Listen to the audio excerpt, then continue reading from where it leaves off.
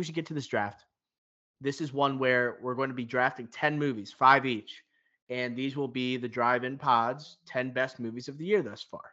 So there are a lot of weight to these picks. I imagine our first few picks will have maybe the same lineup on the big board. I don't anticipate the most of these to be exactly in order just because I feel like a lot of these, like I said before, can be put in all these different places. And it just kind of feels like I watched this movie on this third time. Does it hit the same? I don't think so. Maybe it played better in the theaters. I don't know if we're going to have the consistency we usually have with these kind of drafts. I feel like the consistency is going to be in that top tier. This bottom, the first 5 that we'll talk about, I don't know where I'm going to put them right now. I just have them in a tier right now, and I'm like, oh, like, do I want this at 7 or 10? Like, there's a real, I don't know. So, my first 4 are set. That's it. My first 4 are set, though. Yeah, like the first tier is, like, for me, pretty solidified. But after that, I don't know. I feel like I can mix them around the tiers. That's why I kind of talked about it as like a prelude to say, like, hey, like, give me a break if I'm like thinking on the fly a little bit, because usually I'm really prepared. As in, I have my order, I have Prometheus at 2, and you're not gonna change my mind. This time, like, you could change my mind. I think when I'm drafting, depending on what pick I have, not really depending on what pick I have, because I mean, it's only 2 of us, but I want to make sure our draft has like the 10 best movies. So it's like, I don't know if like the way I'm looking at the 7, 8, 9, 10 pick, I want to make sure the drive-in, when it puts up 10 movies that are the best of 2024 so far, I don't want to leave one out that I think should be on the list. And I'm going to put personal feelings aside maybe when I get to those picks, because these are big deals for movie podcasts. When you put out like the best 10 movies of the year so far, you want to put your best foot forward. You don't want to say, oh shit, that movie had 3 good action sequences, but the third act was shit. Like, that's so many of these movies where it's like, yeah, the third act didn't really work, or yeah, that was kind of a dumb story that they had to that action blockbuster or to that summer blockbuster. We'll see, but it's kind of up in the air. Ricky Flex, do you have a coin to choose? I have a coin. So whoever wins this toss will choose whether to go first or second. We'll do a snake style draft. Ricky, you know what I'm picking. Tails never fails. There we go. It is heads. Okay. Where would you like to draft, Ricky? I will go first. You'll go first. You'll take the easiest 1-1 pick since 2003 in LeBron James, and then I will have my feasting with the second and third pick on the snake. With that being said, Ricky Flicks, you're on the clock with the first pick of the best movies of 2024 thus far. Yeah, we're doing like best movies 2024 so far. Again, thinking post Oscars, like not eligible for the 2024 Oscars. So let's not forget that Dune Part 2 came out this year. We cannot forget. I feel like it was so long ago, but holy crap, this was the best movie in every capacity. You are right. This is the easiest 1-1 since I don't know when. Dune Part 2. Yeah, this is the easiest pick, like I said, since LeBron James, since Peyton Manning back in 98. Like, this is the easiest pick just because I would say, I mentioned there's a bunch of movies that I don't know are going to stand the test of time. I think Dune Part 2 is. Not just because we know we're going to get Dune Messiah, right, with Denis Villeneuve back at the helm, with an electric cast, with an increased screen time for like one Florence Pugh, who is a showstopper in Dune Part 2. And Dune Part 2 was a kind of a showcase for the up-and-coming actors that we have. The year of Zendaya. I'm sure another movie of hers will be drafted very soon for our exercise today. Timothée Chalamet showing he can do the lead in an action movie, blockbuster type of vibe. The amazing continuation of the Paul Atreides story. I think it was accelerated in Dune Part 2, and it became something I was enthralled with. It's Austin Butler.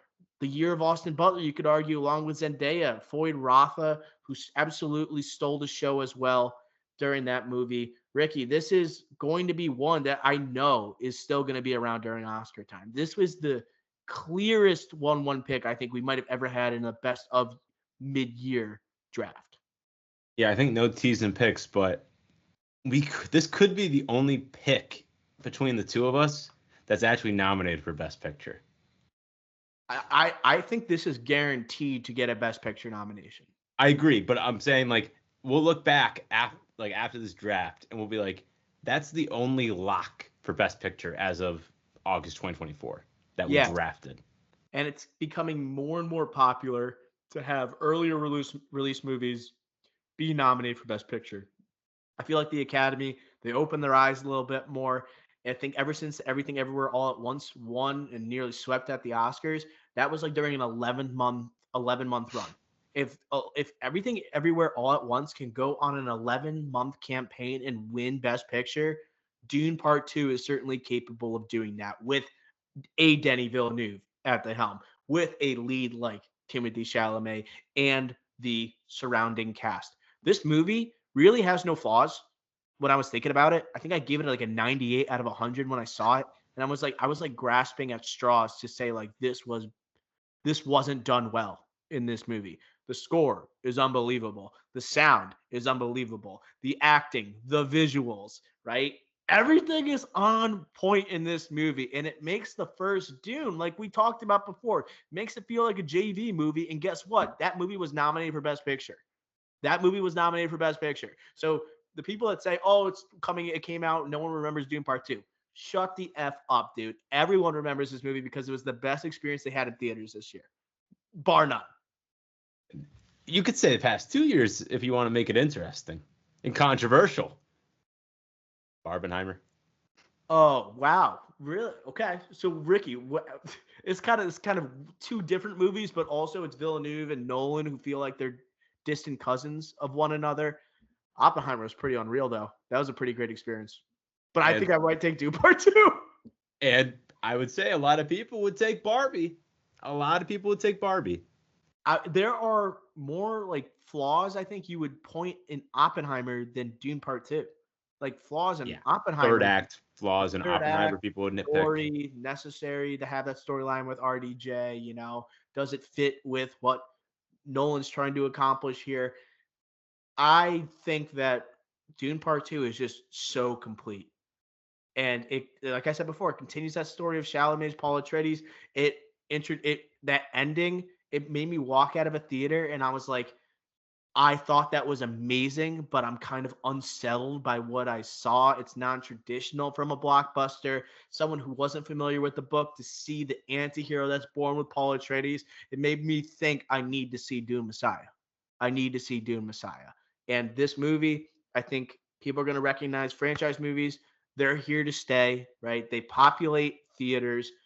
The Dark Knight mistake back in 2009 for a 2008 movie expanding the category. I feel like Doom Part 2 is where everybody rights the wrong, honestly. And I think that's going to happen this year at the Oscars. I know we have a whole 4, 5, 6 months to go, but I'm sure it's going to be contending, minimum at least. Nolan and Villeneuve go back to back directors best picture wins. Best director win, best picture win. That would be that would be my like peak. My two favorite directors just winning back to back like that. That would be unbelievable. We got to move on from Dune Part 2. We know we can do a whole podcast on it. We've already done 2 or 3 podcasts strictly on Dune Part 2 this year. I'm going on with my first round pick. It's Challengers. I'm picking Challengers as a first round, second overall of this draft. Where to start? The star making turn for Zendaya. Zendaya was awesome in Dune Part 2. She gets the extended role from Dune Part 1, where she was just basically a dream the entire movie. But this is where she like looks like a movie star, acts like a movie star, girl boss that we talked about. I know that we've said like, hey, Zendaya has a lot of familiarity with the type of acting she's doing, the type of roles she's taking on, but she kills it. She's great in this movie. Honestly, Josh O'Connor was my favorite performer of the movie, and he's someone that's going to be in Knives Out 3. He's someone that I think is going to be, he's done a lot of independent films, a lot of like lesser seen films. I think that's going to change very, very soon, especially after Knives Out. Mike Weiss is good. Right? I think he's got a bright future. I thought I kind of had him as third fiddle for this movie. I don't think the movie required him to do too much, but also soundtrack for me, banging, right? Trent Reznor, right, on the ones and twos. The The one of the best scenes of the year, I think, is that third act on the court when there is the tennis ball in the rackets triangle. That's one of the great build-ups, I think, of a movie this year. Great meme. Hit or miss camera sequences. Hit or miss camera sequences, I think, in the story that kind of is like a 2024 or modern day version of a Bull Durham. You know, I think the action, like the sports sequences, it's almost like you can tell this is a film nerd making a sports movie. And I think that's like my biggest like flaw with the movie, where it's just like let the actual tennis play out and don't give us 300 different camera angles. And some of them work, some of them don't. Some of them are really cool, where they show people like they like when they go behind the scenes and they show on Twitter the glass that they're shooting, right? The tennis from underneath. And I'm like, yeah, that's a cool shot. But do we have to put a camera on the ball itself? I don't think so. This movie's pretty unreal though. Interesting love triangle. This was my first rounder, Ricky.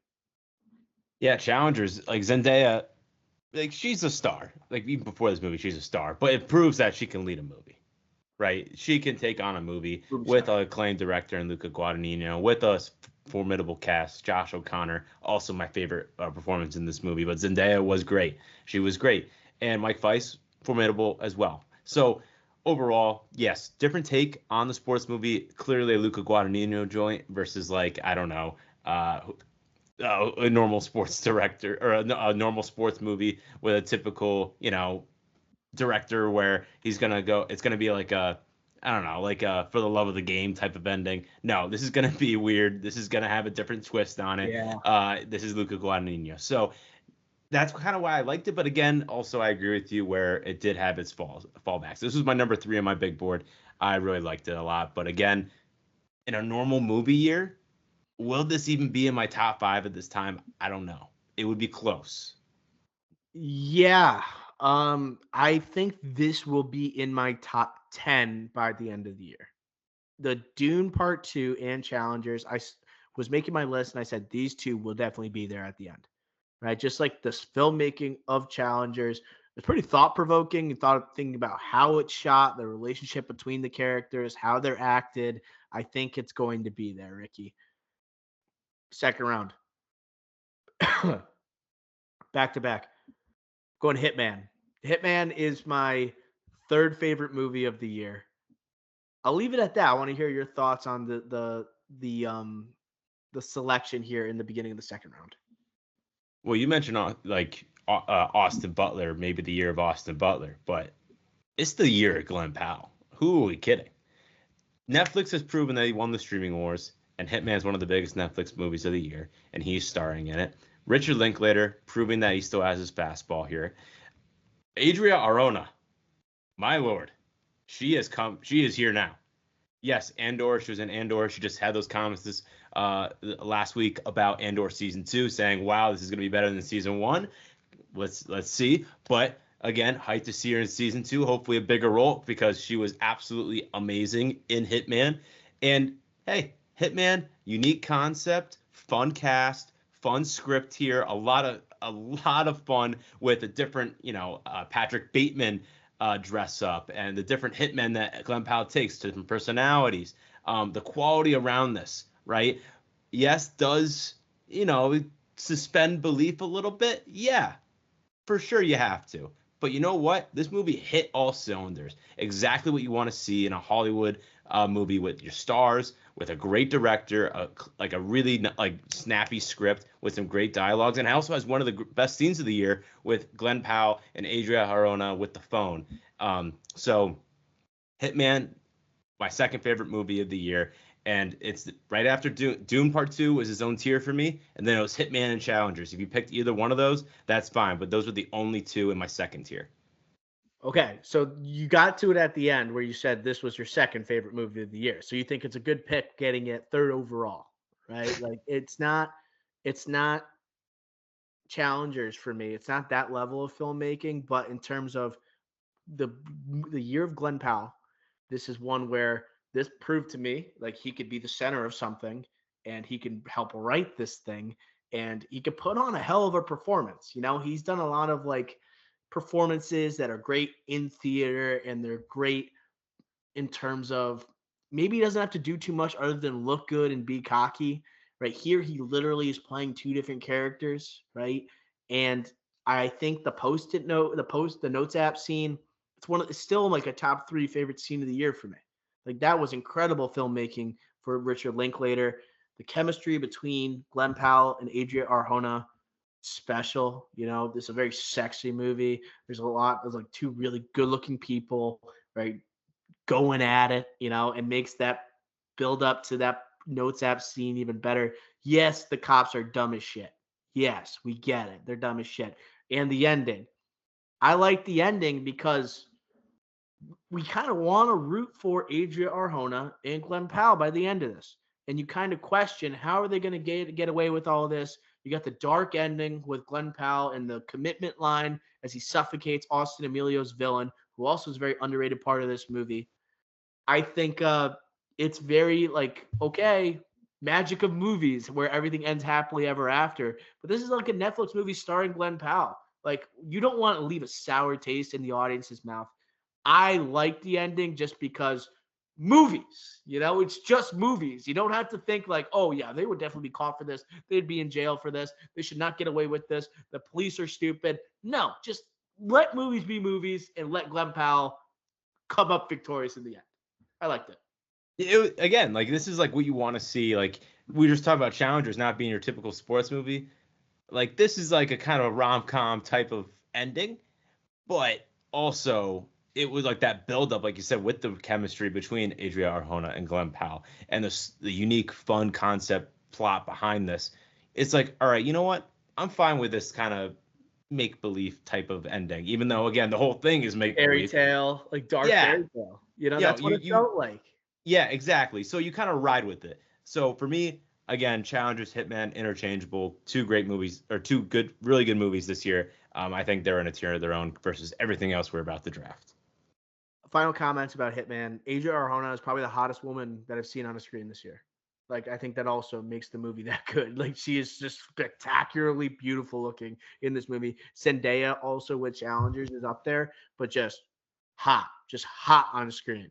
And this movie takes on different like styles. It's kind of like what I like about it, where it's like the first one is just a pure comedy. You mentioned the Patrick Bateman like dressing up like him like really owning this job of being a fake hitman that Patrick Bateman, like Tilda Swinton, he dresses up as, and then he does funny accents, and he does the like a January 6th Trumper type of guy that he does as well. He's like having Glenn Powell, and is having like the time of his life doing this movie, and you're watching and you're like, you can see how much fun he's having, and you're also just taking it all in. Like, this is a very fun, rewatchable movie, right? If it has the dark ending, he gets caught at the end, the movie doesn't become rewatchable. But this is a Netflix movie. It's like that's why the ending works for something that's going straight to a streaming service. I think it's good. With that being said, Ricky Flex, your second round pick. All right, second round pick. I thought maybe you could have picked, or you might have picked it, because I know you were higher on it than me. Civil War. Hmm. Civil War. Alex Garland, A24 making a statement. Highest budget ever, releasing this movie in a highly polarizing election year. And you know what? They did a great job. They did a great job, and the scale worked. The non like leaning right or left storyline worked for me. What this movie, like the story behind it, and you don't have to explain how everything got there, but you kind of just jump into this not apocalyptic but kind of divided state of the country, worked for me. We talk about Glenn Powell having two movies this year, Austin Butler having a couple movies this year. You know who else? Kaylee Spaney, who proved again coming off of Priscilla that she's very good in this. Kirsten Dunst, yes, she's still here. And again, our plump boy, also two movies this year. And this movie again is just another statement of fact that he's the new generation Philip Seymour Hoffman of Hollywood. So Civil War, my second round pick. So I have like three scenes that are my favorite of 2024 thus far. One being the notes app scene from Hitman. The second one being Civil War, Jesse Plemons, What Kind of American Are You? Third one is all of Dune Part 2. That's my All of favorite. it. Every single one of those scenes is my favorite scene of the year. That's my three. That scene has stuck with me. Like, talk about movies that are sticking with you. You know, it's been months since we saw Civil War. That obviously the memes and the internet life of Jesse Plemons, like even before the movie came out, people were like in love with that scene. You know, that scene had a lot of anticipation. There's a audience's eagerness to see what Jesse Plemons really had cooking in that scene. It still lived up to the hype. This movie, that scene was incredibly um, had incredible tension to it. I think this movie also had incredible action sequences in the third act. I think also it's worth mentioning Kirsten Dunst is phenomenal in Civil War. Like, she is a boss in Civil War.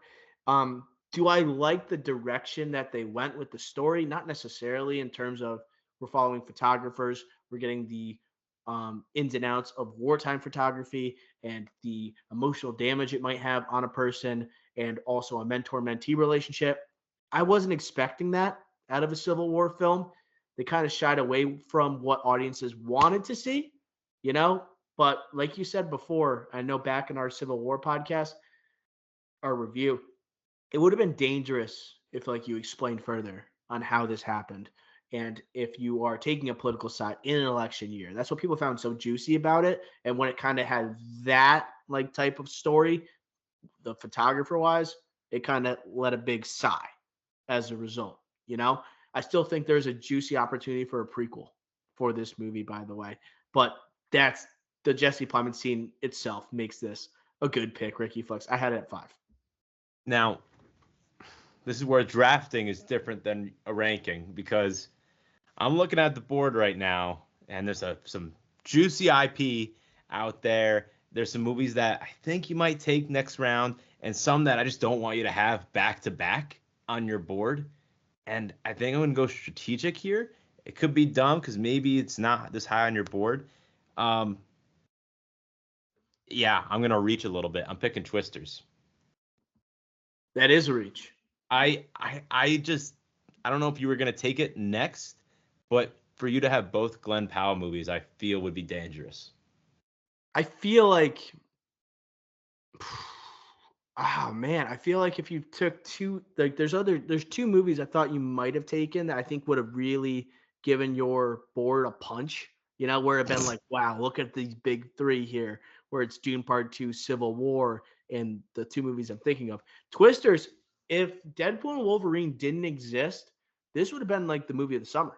Some people already think it is the movie of the summer. People that are over superhero movies, but you cannot deny the greatness of Ryan Reynolds and the R-rated king of the box office ever with Deadpool and Wolverine. But it kind of sucked that Twisters only had like that 2 week period because that was a fun movie. And that's like also Glenn Powell building off of Hitman and actually being in theaters, and also the press tour with Tom Cruise, right? The heir apparent to movie theater, our savior, right? The prophet himself. This movie was awesome with Glenn Powell. Daisy Edgar Jones is fine, but like this movie was just fun. Like the soundtrack banging. I've been playing the soundtrack ever since we saw the movie. Same. Best soundtrack of the year. Wow, best soundtrack. Best soundtrack of the year, says Ricky Flex. What are the other competitors there? Deadpool and Wolverine? Deadpool and Wolverine would probably be the only other one.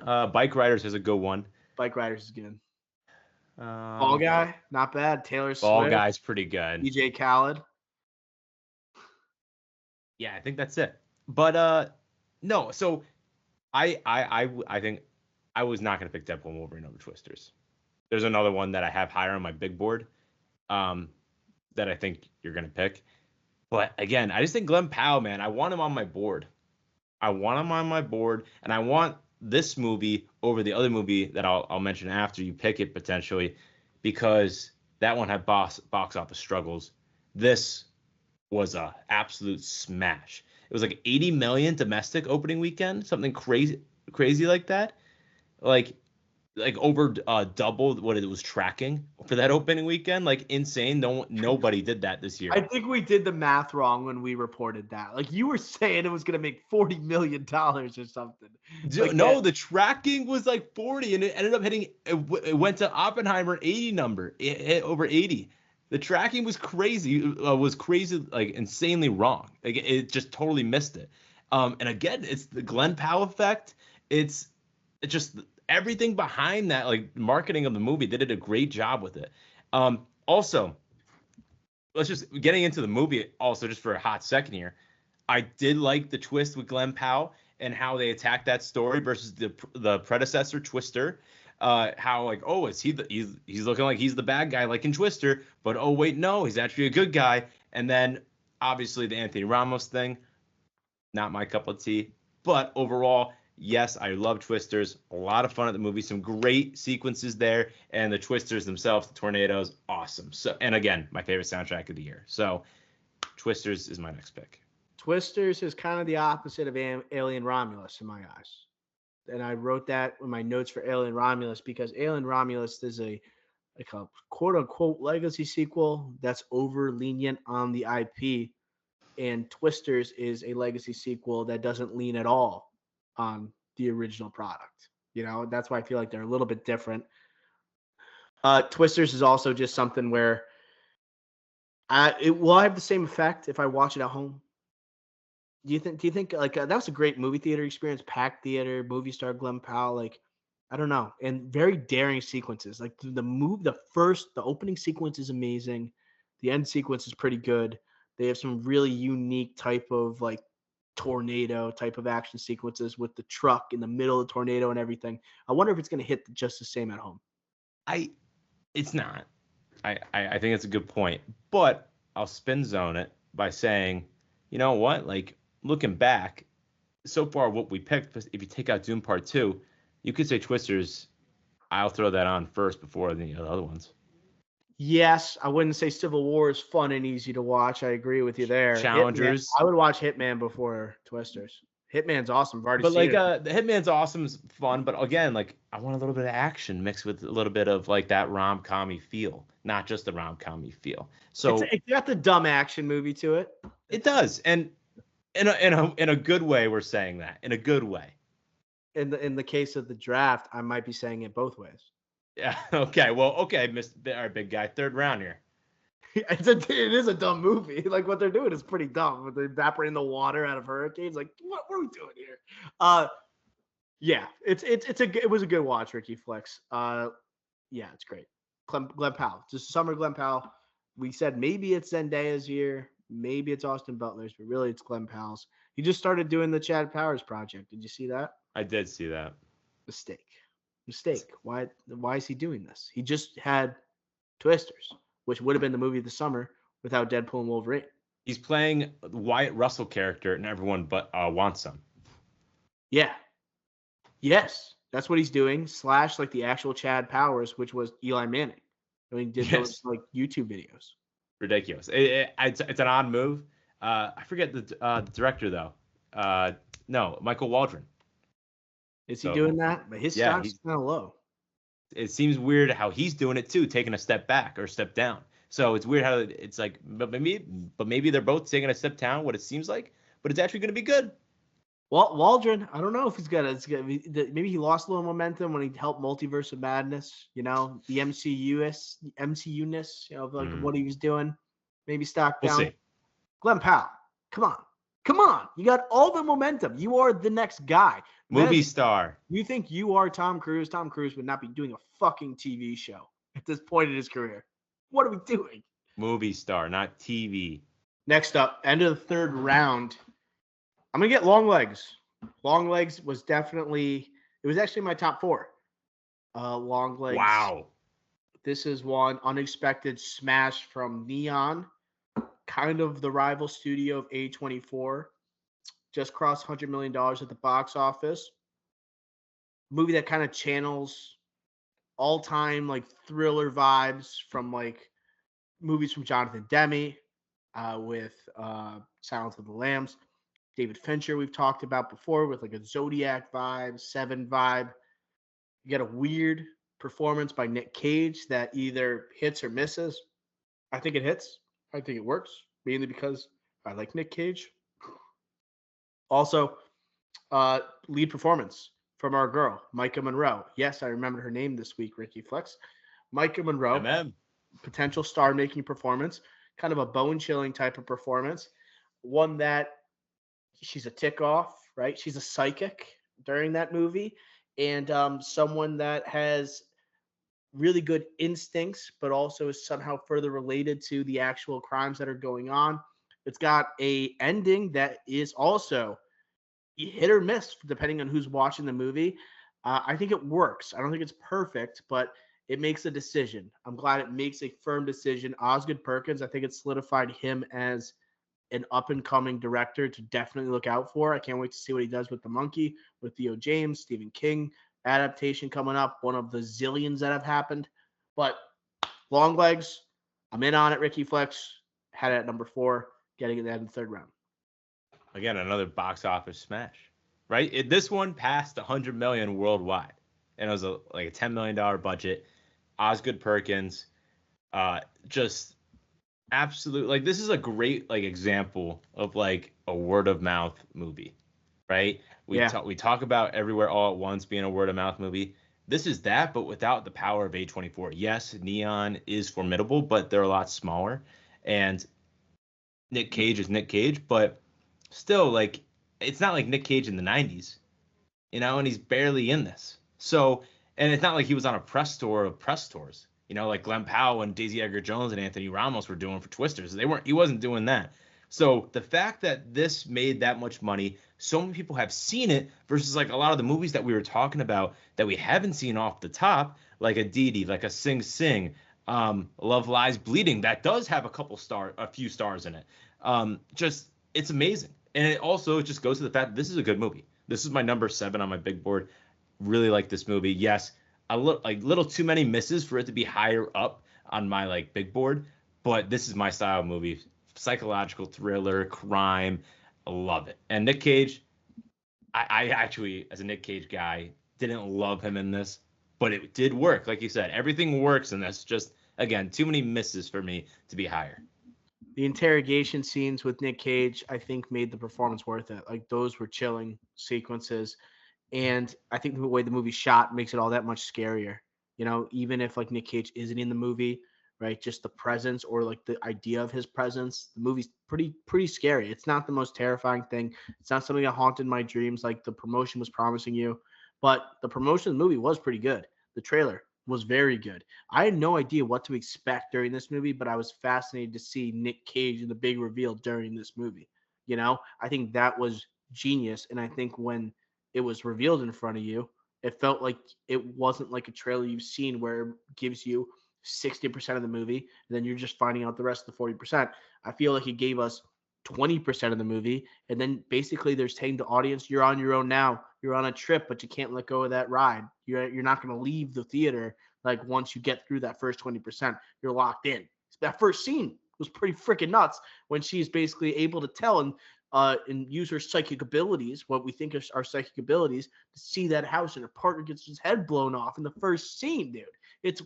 Second scene. The first scene, you could argue, is one of the best first scenes of the year with the little girl in the snow and the appearance of a serial killer. That is amazingly shot, Ricky, and that almost has you hook, line, and sinker, I think, from that moment on. We could say this has been a weak year of movies, but when we do scenes of the year, at the end of the year, it's going to be a battle. It's going to be a battle. So you're right to bring that up. But I also just want to say, going back to the Nick Cage comments and all, that like first off, the supernatural stuff just didn't work for me as much. If not, like it barely did. Like it didn't really work for me. And a lot of that was due to the marketing of this movie and your traditional like serial killer, psychological thriller type of movie, right? But again, I like the twist where like Nick Cage, he's not your typical serial killer in a movie. It's like, no, this guy's just a weirdo devil worshiper. Like, no, like again, I'm spoiling a little bit, but like it's still like responsible. Just see the movie if you haven't. But I thought that was a good twist by Oscar Perkins that I thought was really effective. So yes, has its misses, but also it does have its hits. That's why it's in this top 10, and I like where you got it. Yeah, it hints at Okay, this reminds you of Silence of the Lambs. This reminds you of Zodiac. But Osgood Perkins says it's not that though. You think it's that, but it's not that. I'm okay with him making that type of decision. Just like we talk about Hitman, I'm okay with them saying, and they happily lived ever after. Like movies, this is freaking movies, and just like what you typically see. People are so obsessed with these murder mysteries and psychological thrillers that are grounded. Guess what? They're not always grounded. These are goddamn movies, right? Anything could happen, right? Let the imagination run wild. I didn't mind it at all. Next pick.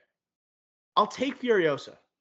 I'll take Furiosa. In this one, I thought you were going to take Ricky. It looks great on your board if you had Doom Part 2, Civil War, and Furiosa. Furiosa is something where I liked it. I didn't love it. And I feel like that's my attitude through a lot of these films that we're going to draft for the rest of the time. I liked it. I didn't love it.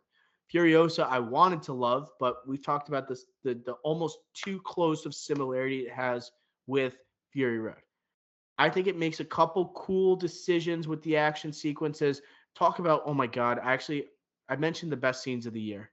And I mentioned, obviously, everything in Doom Part 2.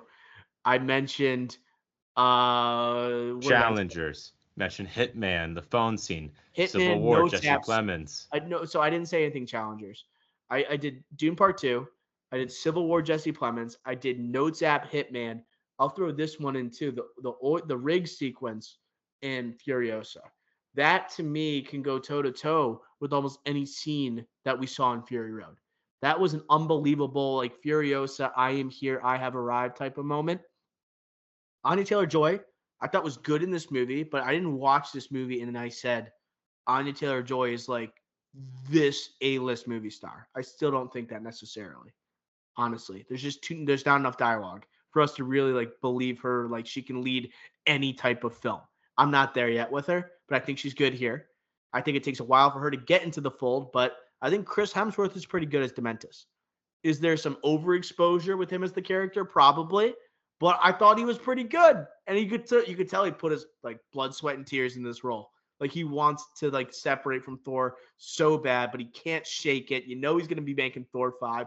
You know he's appearing in Doomsday and probably Secret Wars. This was a good turn from him. I was a fan of Furiosa. I thought the ending was a little. Speaking of demented, the ending was weird. I wasn't a fan of the ending, but overall, this movie was quite the thrill ride. It wasn't Fury Road, despite what most Twitter users will tell you, But I think it was a formidable prequel, and maybe we should have got a sequel instead. We chose the road. It's just so hard to live up to those expectations, right? And not only with the movie, but with the character of Charlize Theron, who was nominated for an Oscar when, again, it's Mad Max, not Furiosa in Fury Road, right? Is the lead. So it's hard for Anya Taylor-Joy to, follow that, right? And her leading a massive project, similar to what we talked about with Zendaya and Challengers. This is her kind of proving that she could be an A-lister, right? And I would say like she's not in the first hour of the movie, so that does hurt her chances. But even without dialogue, I do think there is a presence and an aura about her. So I'm not going to count her out at all. And I think still stock up after this movie. But a big reason why, again, and also just going back to what you're saying, this was the one that I would have picked if you didn't pick Hitman. But it's also not just for the Glenn Powell effect why I didn't pick it. It's also because like I also just kind of want to have more movies that are stock up, that did well at the box office, that everyone can agree that they liked it. And I guess I kind of just went that way with this debate between Twisters and Furiosa, where Furiosa, for me, like Twisters, yes, you kind of accept like, yeah, it's a legacy sequel. It's got to do its thing it's got to do its Twisters thing, right? But Furiosa, like for me, I don't know, it was kind of a letdown, more of a letdown. That's why I kind of was afraid to pick it. But yes, it was higher on my big board. Sky high expectations. I wonder if a sequel would have had more pressure than a prequel. I feel like because you have a prequel, you're not continuing the story. You're just trying to, yeah, you're not building on something.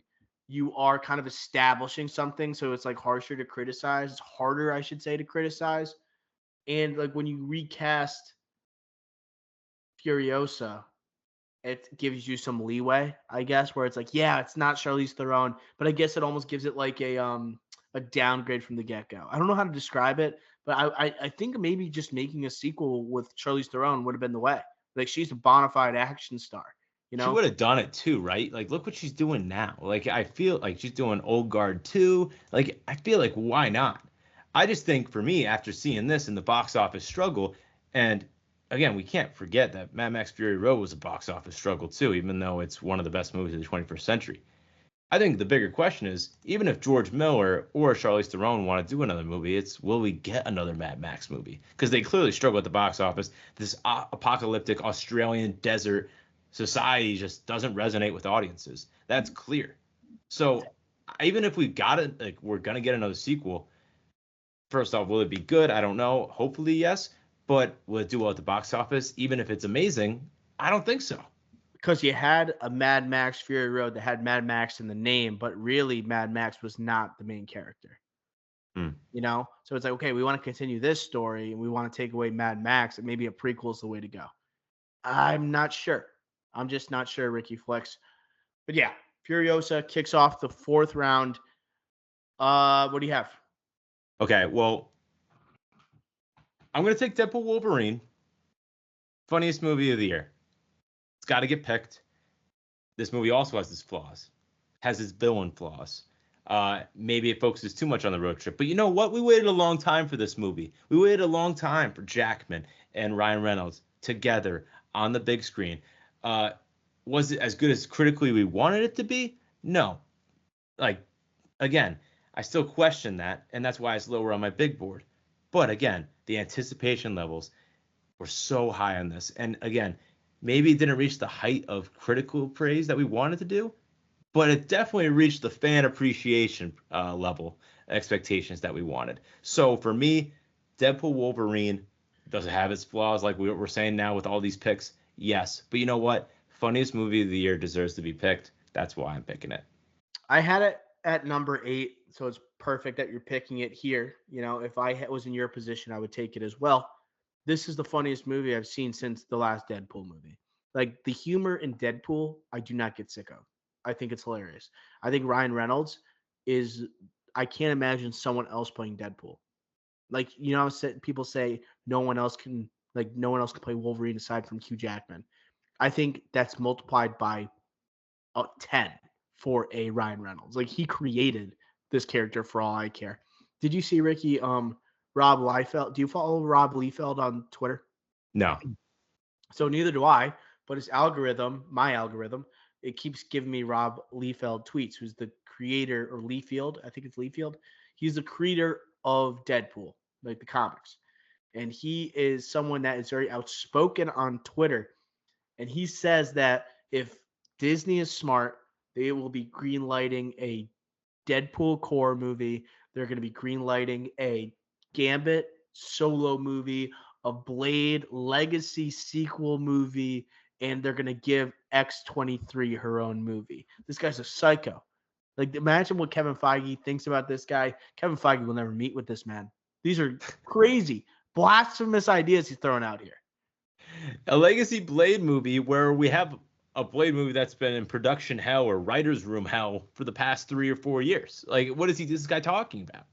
I saw something crazy about Blade. I don't know if it's true. We got to say it now. Mahershala Ali is like losing faith and he might leave Blade. And people are saying that Lakeith Stanfield would be someone to replace him as Blade because he got gypped from the Silver Surfer. We can't do that. Like, you can't blame Mahershala Ali for leaving this project right now. You can't. And it wouldn't be a shocking news. Would we do an emergency podcast about it? Yes. But it wouldn't be a shocker to us. That would be the drive-through. We would have a drive-through episode. For those who don't know what the drive-through is, that's our short form podcast when there is breaking news. So be on the lookout for the Mahershala Ali drops out of Blade, Lakeith Stanfield in drive-through episode. But we cannot be doing a Lakeith Stanfield filling in. That can't. We just talked about it last week on the checkup how his stock's down. Yes, he's doing the Jennifer Lawrence, Robert Pattinson movie, but like he's probably playing third fiddle in that. Like, I don't know. I don't feel like him stepping into a production hell, writer's room hell project will benefit his career at all, I would just say let's scrap it and let's restart again. Or we make the Wesley Snipes Legacy Blade movie instead. That's what we do. If Put it we in a can't Marvel have spotlight, but in it- the movie section. Wesley Snipes said it.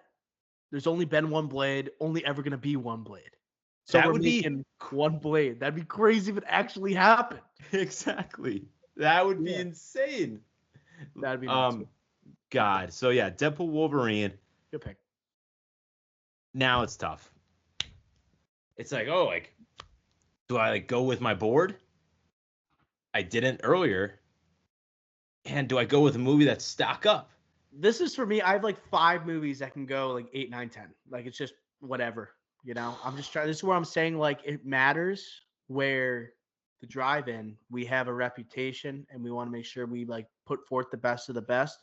You kind of tainted that reputation, honestly, when you put Prometheus before Aliens in the Alien franchise draft. I do not regret that. So these are 2 crucial picks for. I think it takes a lot of thinking here. I agree. For the good of podcasting, I'm gonna pick a movie you haven't seen. I'm picking Love Lives Bleeding. You saw it on Max. I did see it on Max. A24. Kristen Stewart, awesome in this. Ed Harris. God, Ed. He's one of those guys where I just love everything he's in. He's in the lesbian workout movie? Yes, he is. And is there a lot of lesbian sex in this movie? Yes. But this movie is really good. Does it get weird with the metaphors and kind of like literally big metaphors? Yes. But strip that away, this is a really good movie. Really good movie with some good twists and turns. Dave Franco also in this movie, who's decent in a small role. But yeah, and I should mention Katie O'Brien is very good in this movie. She's the curly-headed girl, right? Yes, the bodybuilder. She is very good in this movie. Crazy, but very good. Katie O'Brien, Mandalorian. She was just in Twisters. Again, you're Katie O'Brien. But Love Lies Bleeding. Hey, I'm again just someone that was in 2 movies this year. But Love Lies Bleeding, really good movie. It's not for everybody. It wasn't for me. I don't know. This is just diversify the portfolio here. Add it to my card. Love Lies Bleeding. This does well for boosting our credibility. Thank you for drafting it, Ricky. You know what I thought when I saw the trailer for this movie? This is the female Pain and Gain. It's like, oh my God, that's like disrespectful to this movie. No, I'm saying like it's just like people that are just like getting jacked, but also having a lot of sex, and then like a lot of mayhem ensues. This is female Pain and Gain. I'm not saying God. it's a Michael Bay movie in terms of like the quality. I'm just saying it reminds me of it. Yeah, okay, I get it, but like it's just that's just like any bodybuilding movie that has a little bit of crime in it, I guess, is Pain and Gain. So okay, fine. I'll Like you act like any of like you say any of these movies like there's literally 10 that you can list at the tip of your tongue, dude. These movies don't exist. I don't know. Like Pain and Gain, I love that movie, but this is actually a good movie. I don't love Pain and Gain. I'm just I saying do. That's a fun movie. That's a good TNT. That's It's a on crazy cable. I'll watch it for 5 minutes.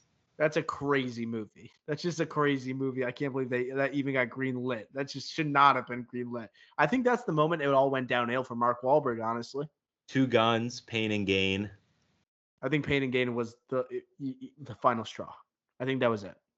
Yeah. Well, Love Lies Bleeding, again, on Max. Didn't do great at the box office, but again, A24, Rose Glass directed film. She did Saint Maud. Good movie. Good movie. We're down to the last pick, Mr. Irrelevant or Mrs. Irrelevant, whatever you prefer. Down to a few. I'll list what I'm thinking. I have A Quiet Place Day 1 still on the board here. I have The Bike Riders still on the board as well. Alien Romulus, Inside Out 2, The Fall Guy, Roadhouse. did not make my big board, so I did not say it out loud, Ricky Flex. And no, I don't have Godzilla Kong, A New Empire on here either. I'm going to go with I'll go with A Quiet Place Day One as Mr. Irrelevant. That was next on my big board at actually had it ranked 9. This is Lupita Nyong'o, way overqualified for this type of role. Absolutely slays it. Joseph Quinn, we get to actually see him act in a movie after a bunch of different confirmations that he will be appearing in movies like the Fantastic Four and potentially season what 4, 5 of Stranger Things. What's coming out? What season is that? 5, but it's coming out in 2 parts. Yeah, so maybe he's showing up in that. He's going to be in Gladiator 2. You know, he's going to be almost, it kind of reminds you of what Kaylee Spaney's doing right now. You know, how she's showing up in major I like franchises that and all of a comp. sudden people are just like, oh, look at this person. We should pay attention to this person. I think Joseph Quinn is now like, we have to pay attention to this guy following his performance in A Quiet Place Day One. A prequel that I think was worthy being made. It was a small niche prequel. It didn't feel like it was too big for its britches, and it felt intimate. It felt personal. I was a fan of this. I thought the thrills. It wasn't as scary as I wanted it to be, but I think it had very thrilling action sequences underneath the sewers in the subway. I think it was in the subway, not in the sewers. Where the water's. I don't really Yes. remember. Okay. Yes, it was the subways that the water was infiltrating. Yes, and I think it did a nice job. Um, not didn't really build much on the monsters themselves. Like it kind of was the same info Not we at all. already had with like them being afraid of water. I think that was implemented well in this movie. The burning the bridge was a cool visual they used in this, but mainly because the performances of these two, and it was finally a prequel that was yes, we needed this. It felt like we needed this, and we got it. So I'm going to take that with Mr. Relevant. Yeah, another great idea, for the prequel. Didn't give us too much about the aliens. I know you were big about like, let's find out why they came That's here why and I wanted everything. it to be made for the most part. Yes. But I feel like if you did that, you would have to do like a big Prometheus type of movie, which I don't think this universe, this franchise has that in them. Maybe we do a prequel of the prequel. I think that's definitely on the table here, Ricky Flex. Maybe from a different character's point of view, someone more But knowledgeable.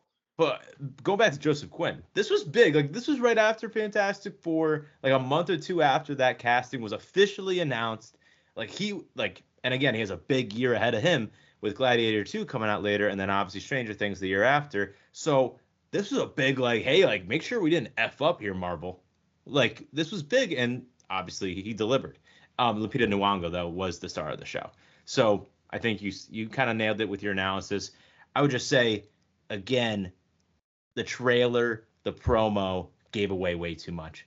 Way too much. And I Yeah. feel like that's just a trend. I said it earlier in this draft. I've been saying it all year. We've been showing way too much in these trailers, in the advertising here. And I think a part of it is that they need to figure out how to get people in these seats, in these theaters, and actually seeing these movies because it is a weaker year of movies.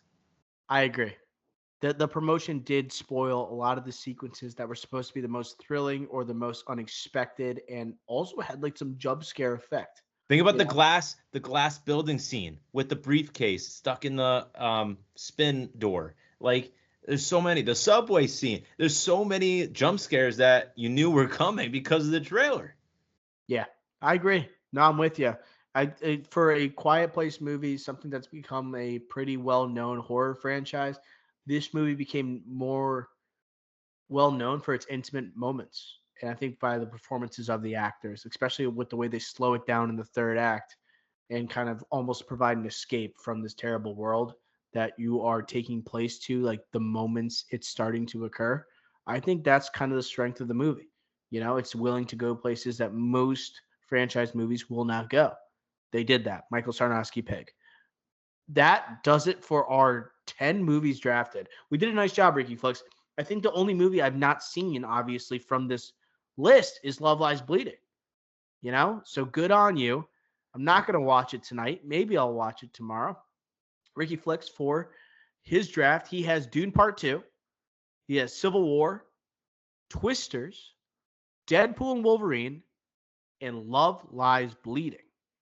Dr. O has Challengers, Hitman, Longlegs, Furiosa, and A Quiet Place Day One.